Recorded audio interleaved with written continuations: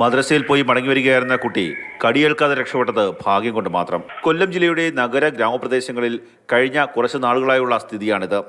പ്രായഭേദമന്യേ ജനങ്ങൾ തെരുവുനായയുടെ കടിയേൽക്കുന്നു. അംഗനവാടിയിൽ പോകാനായി എത്തിയ 3 വയസ്സുകാരിക്കാണ് ചിതറയിൽ തെരുവുനായയുടെ കടിയേറ്റത്. മുഖമാസകലം പരിക്കേറ്റ ഇശലിനെ തിരുവനന്തപുരത്തെ സ്വകാര്യ ആശുപത്രിയിൽ പ്രവേശിപ്പിച്ചു. രാവിലെ അംഗൻവാടിയിൽ പോകാനായിട്ട് ഒരുക്കി നിർത്തിയ സമയത്ത് അടുക്കള ഭാഗത്ത് നിന്നപ്പോഴാണ് ഈ പട്ടി പലരെയും ആക്രമിക്കാൻ ശ്രമിച്ചിട്ടും കിട്ടാത്തതുകൊണ്ട് തിരിച്ച് അടുക്കള ഭാഗത്തുനിന്ന് കുട്ടിയെ കടിക്കുകയാണ് ചെയ്തത്.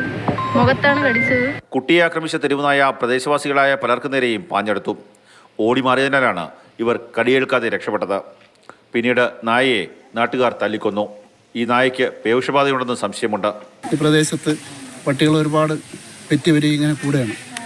ഇത് ഒരു സാമൂഹ്യ പ്രശ്നമായി മാറിക്കൊണ്ടിരിക്കുകയാണ്. കൊല്ലം റെയിൽവേ സ്റ്റേഷനിൽ ട്രെയിൻ ഇറങ്ങിയ 11 പേർക്കാണ് ഇന്നലെ തെരുവുനായയുടെ കടിയേറ്റത്. കടിയേറ്റ കാര്യം അധികാരികളെ അറിയിച്ചപ്പോൾ നായയായാൽ കടിക്കുമെന്നായിരുന്നു മറുപടിയെന്ന് യാത്രക്കാർ പറയുന്നു. പ്ലാറ്റ്ഫോമിലുണ്ടായിരുന്ന മറ്റ് നായ്ക്കളെയും ഈ തെരുവുനായ ആക്രമിച്ചു. കഴിഞ്ഞ 4 മാസത്തിനിടെ 13,000 പേർക്കാണ് കൊല്ലം ജില്ലയിൽ തെരുവുനായയുടെ കടിയേറ്റത്. 7ാം ക്ലാസ്സുകാരി അടക്കം 2 പേർ പേവിഷബാധയേറ്റ് മരിച്ചു. മാതൃഭൂമി ന്യൂസ്, കൊല്ലം.